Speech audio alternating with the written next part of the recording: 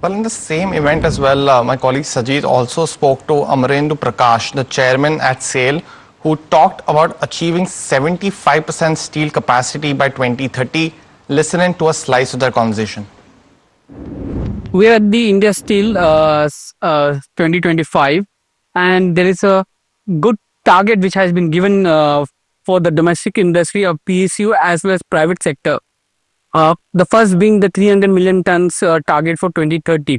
How geared are you as SAIL, India's largest, one of the largest public sector firms, to meet that kind of challenge?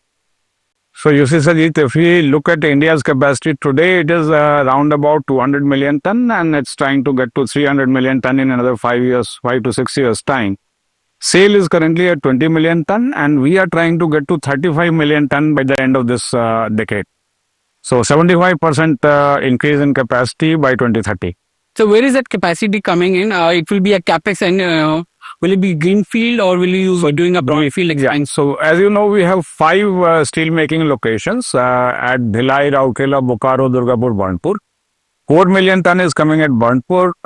3 million ton is already in motion at Bokaro. 3 million ton is brownfield across all these plants. That is stretching the old capacity to bring in brownfield expansion. And further 5 million ton is planned for Rourkela. And what is the kind of capex allocation that you're looking at?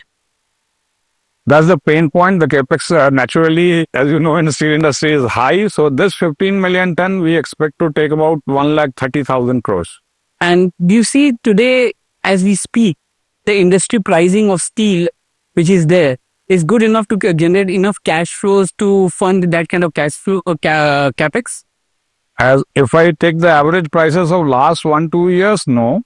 But we hope government has announced a safeguard duty based on data. See, we are a pretty competitive industry in India. When we make steel in India, it is pretty competitive. We are efficient. However, when steel from some countries where there is excess capacity, low consumption, comes into India at not the right price, it's below cost prices. And also in some countries, the subsidies given to the steel industries are quite high. So it is a well-known fact, and it has been calculated by government agencies, Niti Aayog also. We see $80 to $100 is a margin which in some countries steelmakers enjoy on their cost. So all that Indian steel industry is looking for is a level playing field. We are not saying that we are not competitive. Somebody should cover for our inefficiency. What we are saying is we will be most efficient, but these subsidies should not allow cheaper steel to come into India and low quality steel to come into India. So if the safeguard duty is a step in that direction, and if the government policies consistently support us, we feel we should be able to pull through.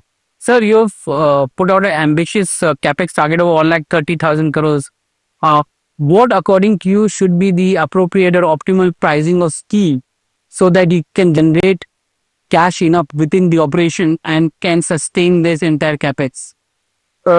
If you look at fundamentally, if you look at the steel industry is a high variable cost industry, that will mean that the inputs that go into making of steel make up a large part of the cost. For example, you see today coking coal is 40% of the cost of steel for a steelmaker. So to answer you get a cue that what should be the right price of steel will depend on what should be the right price of coal. So the price at which you get coal will dictate the price. Coming down a bit, right? Yes, over the past 2 years, there has been a decline in coking coal prices. It is currently at around $170 to $180. If it persists at this point, I think we should see stable prices of steel in the market too. And what about how do you replace that with an alternative fuel? Because the Prime Minister was talking about coal gasification. That's the one substitute for coking coal imports which is there. Yeah. Are you looking at those kind of projects as well? So we as a steel maker are the only ones in India who actually use some of the domestic coking coal to produce coke. So we are already into it. We use about 17 to 18% of the total coke making comes from domestic coal for us per se. We have also looked at possibility of using domestic coal as a form of pulverized coal injection into our blast furnaces. So